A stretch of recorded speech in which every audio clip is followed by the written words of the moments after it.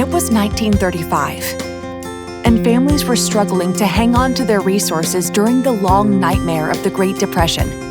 But at this precise, uncertain moment, a courageous group of Jewish women in Phoenix reached outward to create a social service agency that over the years would change the face of child welfare in the state of Arizona. It all started with a small group of women that were a part of the local chapter of the National Council of Jewish Women. They were leaders in their community. They were civic-minded, and they were Jewish women with a purpose who were really seeking to improve the welfare of the most needy people at the time. Phoenix was a bit like the frontier of Jewish civilization. There might have been maybe 1,000 Jewish individuals in Phoenix. In 1938, Rabbi Abraham Krohn kind of changed the face of social service. Rabbi Krohn was a forward-thinking individual and moved the Committee of Women into an agency. He was the rabbi at Temple Beth Israel. He was really a driving force behind the formation of a lot of community institutions. He saw a way for the Jewish community to work with other agencies in the community. He really promoted multiculturalism way ahead of his time. Pushing for a higher level of collaboration with other service networks, Rabbi Krohn proposed that the agency become autonomous from the Jewish Community Council and named it the Jewish Social Service. But it was the nurturing spirit of a young social worker named Florence Frank that took this young agency to a whole new level.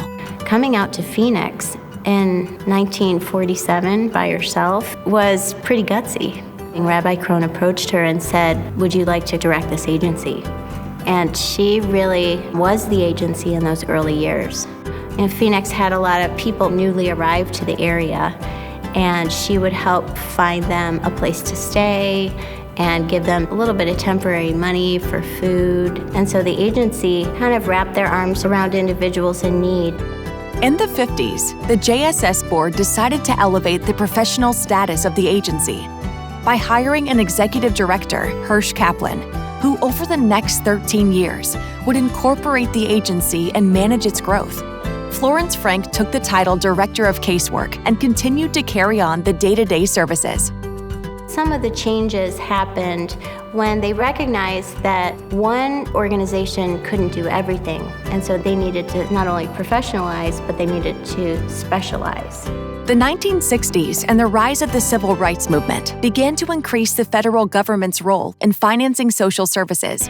Under its new name, Jewish Family and Children's Service, the agency was poised for new leadership that would embrace this new climate, and it looked to community activist Lois Tuckler for direction. She was innovative and creative and started many of our current-day programs.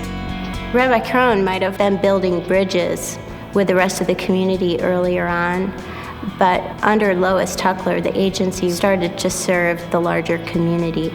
She was one of the first to get the state to develop the Child Abuse Prevention Registry and helped really forge the Child Protective Services. We would go to elementary schools and we would teach children how to say no. They were children's programs against sexual abuse. As JFCS continued to make huge strides in the world of behavioral health services, their board of directors, along with the new director, Adrian Herzberg, started to take their effective services beyond the Jewish community and into the community at large. It wasn't until the 1980s when federal and state money came in for managed behavioral health that the agency just blossomed and it grew very quickly. We found that the only way we could complete the programs that we started in the early 30s and 40s was to take money from organizations that did not just serve Jewish people. So in order to serve the Jewish community, we had to serve everybody. The next 3 decades at JFCS would continue to see tremendous growth, not only to the agency, but to the community they served. We have helped people with food, with clothing, with housing, financial help. We develop programs for senior citizens. We are helping people remain independent. JFCS was incorporating cultural competence 10 years before other agencies we're thinking about it, how to best serve people in other cultures. All throughout the history, the staff and the board have been extremely aware of seeing gaps in social services and filling them. What began with a small group of Jewish women looking to help those in need has now grown to a 500-person professional organization serving over 40,000 people a year in Maricopa County.